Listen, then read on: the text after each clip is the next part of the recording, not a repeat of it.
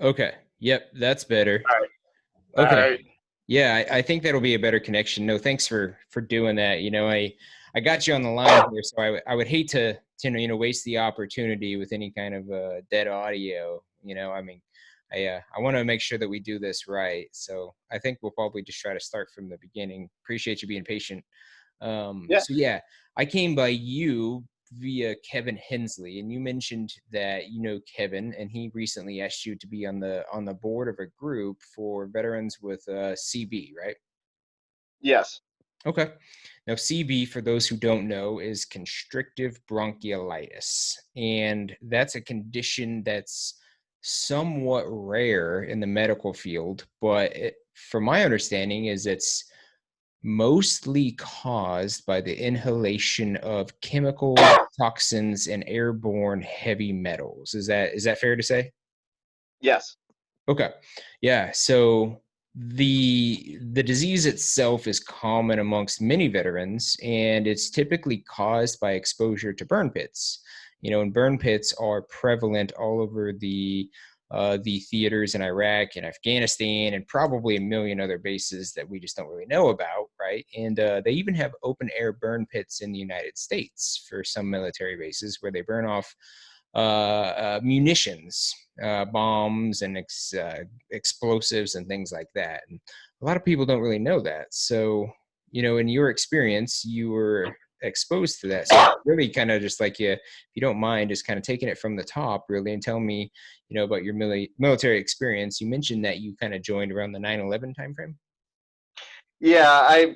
I joined in March of 2001, U.S. Army Military Police Corps, and went to basic training at Fort Leonard Wood, Missouri.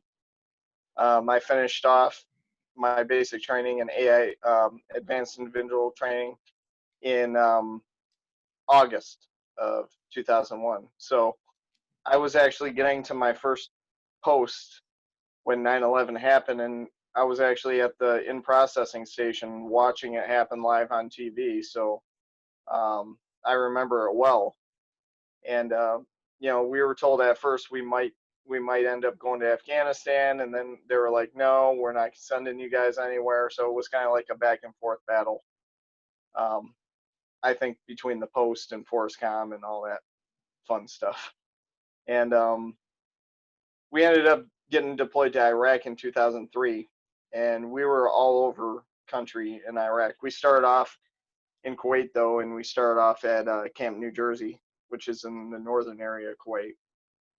And we trekked up with Fourth ID and provided route security and convoy security. And we got to the south part of Baghdad. I think it was April sometime. And from there, we just kind of camped out on the side. We had this camp called Camp Side of the Road, and it was basically like one of those rest stops where people could, I guess, go over and take a break, sit and eat at a picnic table. And we were camped out there for a few weeks to a month. And we would escort Fourth ID tanks, of all things, with Humvees. We'd escort them. And we'd escort them up to Taji base in Baghdad.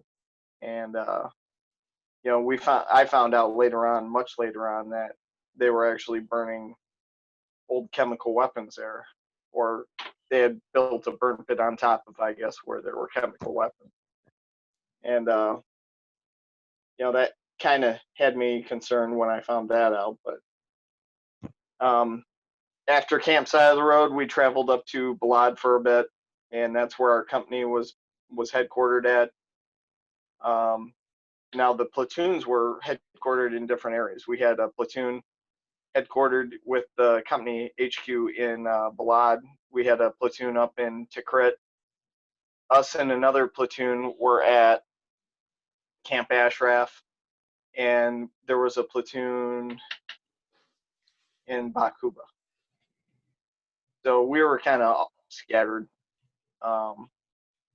It was, I mean, we found out, I guess, I found out from my team leader not too long ago, actually, that when we were camped out, next to the road by Camp Ashraf. We were actually camped on top of a garbage dump, and a bunch of people were getting sick, and I didn't know anything about it. They didn't really talk to us about what was going on.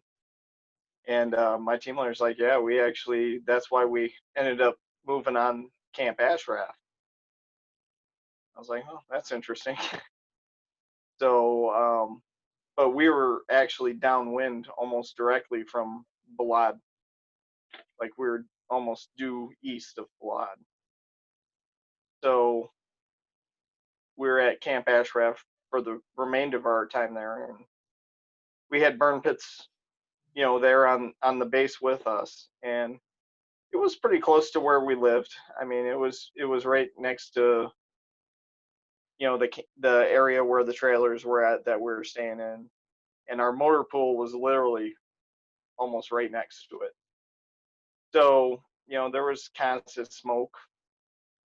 Um, there was one episode I remember really vividly, and there was like a chlorine gas that completely encamped us. It just surrounded us while we were there, and you breathed it in, and it just burned your lungs.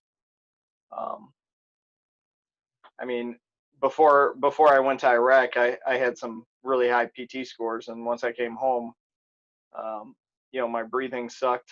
My PT scores went down.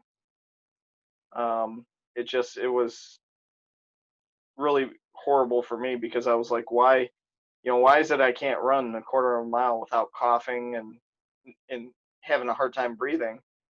And it was never explained except that I had asthma, and that's what I'm diagnosed currently with. So, we're looking at that, but the most important thing that happened with me is I developed thyroid cancer, and I was diagnosed in 2018 with papillary thyroid cancer. The tumor was so big you could actually see it on my neck. And come to find out, my team leader, who I was in Iraq with the whole time, developed the same thyroid cancer in the same spot, roughly about the same size, and we were diagnosed the same year. And it just comes off strange that it wouldn't be related in some way. Yeah. And CB too. I mean, I've had a cough for 20 years, and I've had some people say, "Oh, it's asthmatic." I've had other people say, "Oh, it's not asthmatic." All I can tell you is inhalers don't work. They don't really help. Um, my pulmonologist, he wants to start me on a different kind of treatment, but he's worried it could give me frail bones and immunocompromise my system.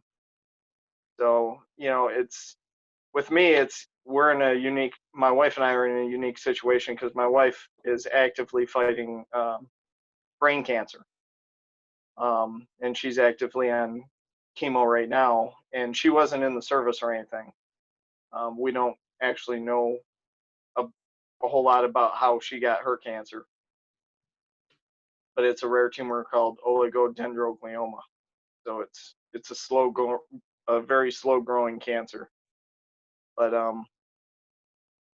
yeah, it's very frustrating to me a lot because I've reached out to just about every single representative in my state that I could, and everyone from Debbie Dingell's office to Senator Gary Peters and um, Haley Stevens. And Haley Stevens, she's got someone in her office named Sophia. She's been helpful, but then there's been a lot of fighting back and forth with a guy in her office named Michael Tash, and he doesn't care about us. And he actually hung up on me one time, and when I was trying to just kind of vent about why I was upset, and he just hung up on me, and um, that was really really hurtful. Um, What state do you live in? I'm in Michigan. Okay. And these are your House and your Senate leaders on the federal level? Yes. Okay. Are they Democrats or Republicans? They're mixed, actually. General, I don't know if you know his name, General Bergman. He's from Michigan. I've reached out in quite a few emails to him because he sits on the House Veterans Affairs Committee, and nothing. I've reached out to the House Veterans Affairs Committee itself several times, nothing. Um, like I said, I got this one young lady from Haley Stevens' office named Sophia. She said she's been forwarding my emails to the congresswoman, but the congresswoman, it seems maybe she's not interested in helping us because she hasn't answered. Um, there's a gentleman who just, funny thing, there's a gentleman who from Gary Peters' office who recently emailed me on Friday or Thursday, and he wants to talk to me Monday all of a sudden. Um, I told him I had an interview coming up. I didn't tell him when, and I didn't tell him with who. But I said, I've been reaching out for a long time, and I don't want to hear any complaints. Well, you haven't talked to us, or you didn't try. I mean, I got all the emails saved. So Yeah. this is something I've been asking about since 2017. So it's not a new issue by any means. So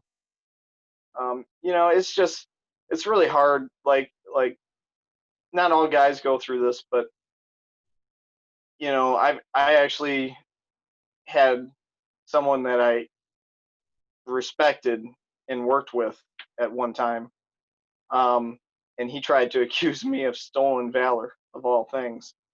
And this is around the same time that I was trying to get um, benefits with the VA too. And the VA here in Michigan, they fought me tooth and nail. I'm at 100% currently, which I'm thankful for. Don't get me wrong. I'm extremely thankful because our family situation with my wife having cancer and being not being at work right now. um, if I had to stop working, then I'd at least have something to fall on. But all this stuff that I have going on, it's documented in my military records, and it's like it just gets ignored by the doctors at the VA. It's like Yeah. it's like some of the doctors I do think really care, but some of them I think they're there to get a bonus, and it bothers me that that would be the case. I mean, I would think if you're going to the VA, you want to go to help guys, but we'll see. I mean, I would really like to send this video to them so they can see what we have to deal with because it's not just me. There's probably hundreds of thousands of veterans out there in similar circumstances, and it's like everybody keeps saying we don't want this to be the next Agent Orange. It's too late. It's already there. It's been Right. 20 years. I mean, when are you guys going to take responsibility to take care of us? You asked us to sign on the dotted line and go fight. We did. We did it willingly. The only thing we ask is when we get home, you take care of us. Yep.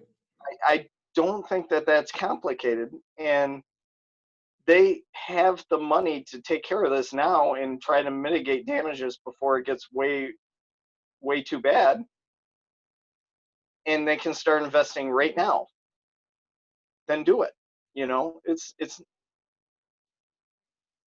It's really frustrating. I mean, I've reached out to the VFW. I've reached out to a couple of the other service organizations, and some of those organizations like the VFW, I can't believe I got something in the mail with my membership. I'm very, very lucky. I have a post that pays for my membership, and I keep telling them, and I need to really do it. I need to go get the money out and pay them for that. And they sent me their legislative agenda, and nowhere in their legislative agenda for the VFW do they have anything on toxic exposure, and I just couldn't believe it. I couldn't believe it. I got the book in my car right now. I read through it on one of my lunch hours, and I'm like, you got to be kidding me. This is one of the biggest things affecting veterans in our era, and you guys don't see this as important. Yeah. And and I've talked to my post commander, Tom Oltzelsvig, in the Highland White Lake, Michigan post, and I told him, I said, this is why you can't recruit younger veterans, because no one is speaking up for the younger generation. And I told him, I said, look, man, I'm behind you guys from Vietnam 100%. You guys dealt with more disrespect than anyone in any war has ever probably dealt with. And I told him, I said, we got your back. We will support you guys, but you guys got to support the younger generation too, because some of us are getting sick way earlier than you guys ever did. Right. And I'm 30, I'm 38, I'll be 39 in January. I can't go out and play with my kids. It's just, it takes too much out of me. If I do go out and play with them, it's for short periods of time. And then I either got to sit down or I got to go inside, and, I blow leaves in the front yard, and we don't have a big front yard, and I'm already tired, and I explained to him, I said, this is not normal. Um, we really need to do something about this. Yeah. You're absolutely right. And from the conversations I've had, it really all comes down to money. It's not necessarily that the VA doesn't want to recognize burn pit exposure, because I think that they know. I think that they also know that it costs too much money. Yeah. So on Agent Orange, they're still doing studies on Agent Orange. What is left to know, right? We know Agent Orange is bad. We know US troops were exposed to it. We know that dioxin is a terrible chemical, and it was exposed to our soldiers by the thousands, and then they came down with cancer. They came down with all kinds of issues. Many of them died. The few that are still alive are finally getting some recognition through the Blue Water Navy Act and some other things, but it's not enough. And the way it was explained to me by some people who make this kind of their life's work is that there's always a dollar figure assigned to this. So if the VA and the government recognize burn pit exposure is a link to conditions such as what you have with constrictive bronchiolitis, that the Government Accountability Office has to assign a dollar figure to that, right? And they go through and they do their formulas. And when they did that with Agent Orange, they found that Agent Orange alone was enough to bankrupt the VA.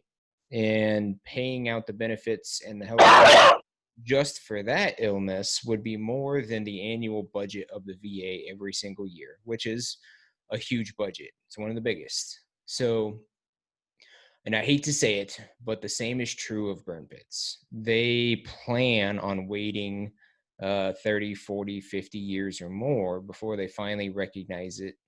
And the reason why is because they can't afford to do anything about it. So they say. But you know as well as I do that the government prints money at will. And they'll print money for all kinds of things, right?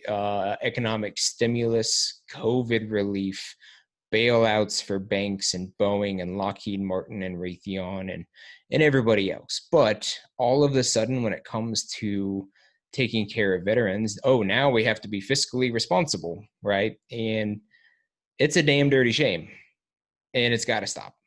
But what do, right? And the only thing we can ever do, and the only thing that's ever worked is pressure. And we have to put pressure on politicians and the VA itself in order to get them to recognize service-connected disabilities between things like Agent Orange and burn pits, and high rates of cancer and lung disease. And your testimony helps with that, right? I've probably done 4 or 5 of these types of interviews. And when I get enough, I hope to kind of make a very small documentary. And I don't know. I mean, I'm nobody, right? We need people who can spread messages and get attention. And I think we're finally getting to the point a little bit where we're getting some help because, we're getting some high visibility people coming onto the subject. So in 9/11, right, there was 9/11, the Victims Fund. And then we had some high visibility Senate hearings with the comedian. What's his name? Oh, man, I forgot. John Stewart. John Stewart. Yes, thank you. And apparently he's hopping on with the burn pits too, which will be phenomenal. So I think he's going to be the best advocate for us. I really do. Yeah, I agree. And you are somebody. Never say you're nobody. You are somebody. I mean, up until I met Kevin, I never heard of you, but I was never really big into podcasting. Um, I've never been that kind of technologically. I guess you could say I'm technologically impaired, uh, because I was always I worked in the law enforcement and security area, so I never really got on the computer unless it was to type up reports or do what I needed to do and then move on. Um, so the Zoom, all this stuff, this is all new to me, but um, I agree. It all comes down to money, and I think the VA does want to help us. I do not think that they just want to leave us at the wayside. It's really up to Congress to budget the money that they need to help us. And what infuriates me more is when I hear these studies that go on in the VA, and it's like you get $1 million study for the National Institute of Health, and they're all saying, well, we think that lung disease actually could be caused by blast injury. Well, what does it matter what it's caused by? If it's still there and it was there caused by combat, that means it's service related by Right. definition. So why do we need to study a blast injury? I mean, blast injuries are quite a bit different than toxic inhalation. And I'm fighting for my cancer claim right now, and now my team leader he's his cancer claim, after I wrote him a statement and he wrote me a statement, his cancer claim was approved, and he's getting like 30% for his thyroid cancer. Um, I have not gotten anything. In fact, the VA here in Detroit is, I guess, arguing that it's not related at all to my service, which I don't understand how two people who served together, same cancer, same area, diagnosed the same year, how they wouldn't be related. Um, I find that odd. Um, Yep. but thyroid issues. I don't know if you have any issues with your thyroid. Anyone who has them understands kind of it's very debilitating. It causes a lot of exhaustion, because it regulates your metabolism. So you have a lot of weight issues, like either extreme weight gain or extreme weight loss. There's like nothing in the middle. And I actually had to move um, hospitals from Detroit to Ann Arbor because I actually had a doctor at the Detroit hospital keep me off my thyroid medicine for too long, and I ended up in the emergency room. And I actually consulted a lawyer on that to make sure that it wasn't something that could have endangered my life. And they said that it very well could have put me in a coma by doing that. And but they said, from what we can tell, you don't have any long-term harm, which is fine. And but they said that they really dodged a bullet on that, because that could have killed me, and that's not really comforting to hear from anyone. Um, so I moved to the Ann Arbor campus, and I mean I still have issues there too, but it's a little better. Um, it's really hard. I don't know if Kevin told you, it's hard for us to even get appointments. and they seem to know me by name, which is odd because I don't know them. So Yep. I don't know how they know my name unless there's some kind of C file that's kept or something, which is kind of disgraceful in of itself. But um, I just want to go get treated like any other veteran. I fought for my country like all you guys. Kevin fought for his country. I don't think we should have to deal with criticism from the same place we're trying to get treatment. Yeah. Yeah. To fight for your country, you shouldn't have to come home and fight your own government. Yeah, I never thought that would be an issue. I never thought I'd have an issue getting benefits, and my wife's grandpa, he's a former Marine. I sorry, he's a Marine. Never a former Marine. He's a Marine, and her dad's a Marine as well.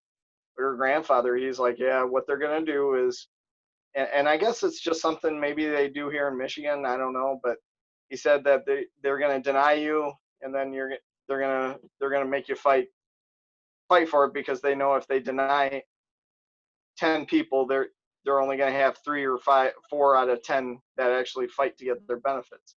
Yep. I said, well, that's disgraceful. That really bothers me to my core.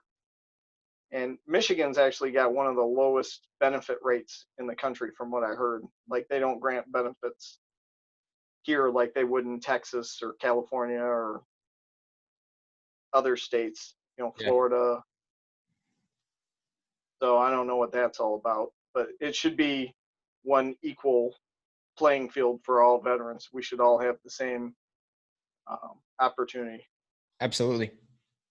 So, but yeah, so I mean, like I said, I'm really disappointed. Um, None of our representatives have signed up on either bill that's being pursued in the House or Senate, and I don't understand it because, like I said, it should not be a political issue. This should be an American issue. This should be something everybody stands behind because we're left to advocate for ourselves. I mean, Yep. we don't have anyone from our government helping us on this. And I guess I never really understood that because when I was in, it was always like, hua, hua, hua. And then all of a sudden you get out and it's like, oh, you're on your own. Sorry. Thanks. Yeah. Thanks, No, it's a shame. I mean, I live in Kansas, and on the Senate Veterans Committee, the chairman is Jerry Moran, and he's a Republican from Kansas, and he's one of two that represents my state. So I'm gonna try to do what I can to reach out with him, and I'm gonna start sending him these videos. And I know that he's generally a patriotic guy, and he generally likes to do the right thing, but politics are a messy thing, and this is unfortunately a political issue. So i Yeah. uh my goal from this is not to just have these conversations. I want to affect change, and really it's all about numbers, right? So one conversation won't do it. There needs to be 100 conversations, and I am happy to do 1,000, right? If there are 1,000 people who reach out to me who have burn pit related diseases and illnesses, I will talk to every single one of them. And that is my goal, is to do that, to facilitate that, to put that out online so people can see it. And therefore, hopefully it gains traction and we get the attention of our representatives, because that political pressure is really going to be the only thing that makes a difference. Is people got to know, and if they don't know, then they can't care. But if they watch this video, they can't not care any longer, right? It's just not possible, and I just, Yeah. it's just not a big enough issue, and we've got to get the momentum going. So my goal is to make a documentary, and when I get enough people to talk to me, then I can put all these videos together and package them. So part of the way is to make it kind of compelling. So I'm going to ask you to do a little bit of a monologue for me here as we kind of wrap this up. We got a couple minutes left before we run out of time. So I would like you to just, in your own words, say, "My name is Kevin Berger. I served in the army in Baghdad from 2003 to whatever. I was exposed to burn pits. I have um, CB." If you would just kind of recite that, so when I can put all those little pieces together at the beginning to make it kind of a compelling narrative. Yeah, I just want to clarify real quick. I haven't actually been diagnosed with CB, so I can't really say that yet. Got it. Um, so all I'm going to say is I'm seeing some pulmonologists right now, and one of them is well renowned. He's out of state, so I'm trying to get on his caseload so I can get checked out. And Is that Dr. I mean, Miller? yes, Yep. He seems to be the world's best expert in this. If you can get in to see him, good on you, because everybody I talk to says that's the guy.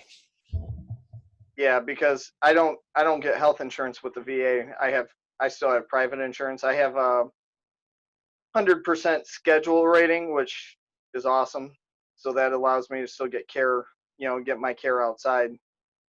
Um, so I mean, we'll see. I mean, it's interesting. My CT scan came back with mild air trapping, bronchiectasis, and it says suggestive of small airways disease. But the pulmonologist who ordered that, he said that the differential diagnosis for that is so broad. He's like, and asthma is one of those diagnoses. So I'd have to let Dr. Miller see those records and then, decide whether or not I need to get a biopsy, because I think that's probably what it's going to come down Yep. to Okay. get a final diagnosis. So, No, for um, sure.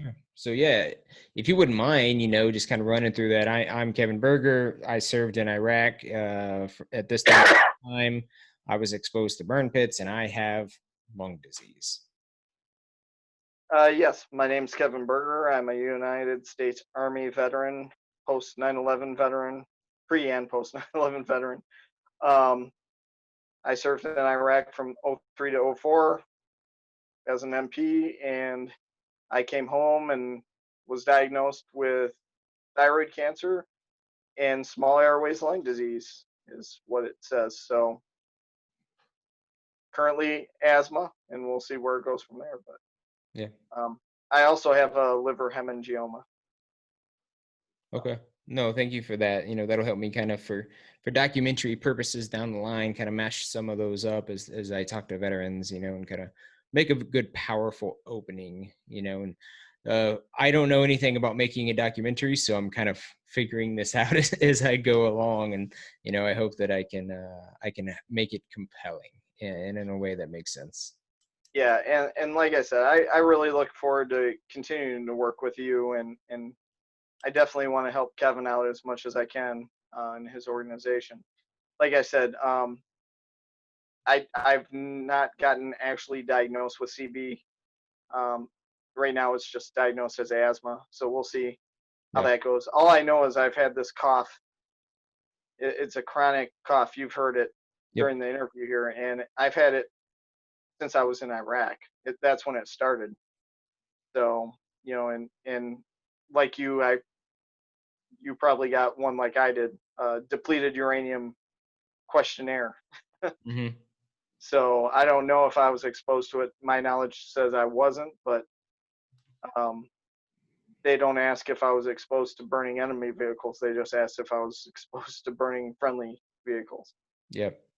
So Yep, absolutely. I know a thing or two about that, and I think that could be its own conversation in a way. So I want to thank you for sharing your story with me and coming on the line with me. I know it's probably not the easiest thing to talk about, but it is important, and I'm going to do my best to get this out there, on YouTube, and share this to politicians and things to try to affect some real change. So if you know anybody else who would be interested in speaking with me, please send them my way, and I'd be happy to interview them as well and document their story.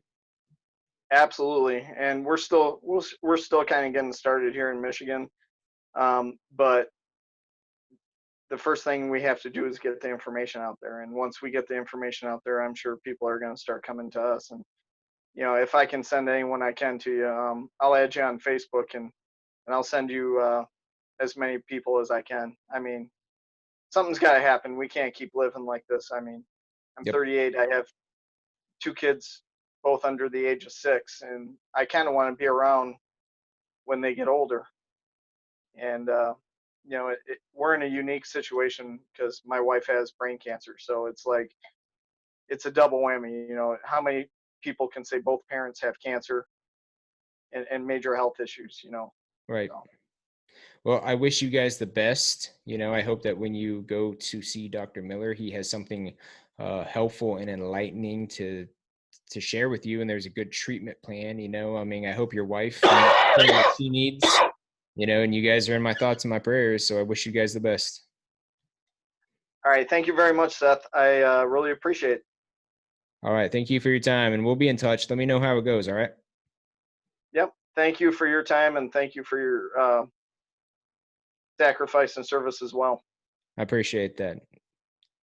Have a good weekend. Talk to you later. All right, thanks. You too. Goodbye.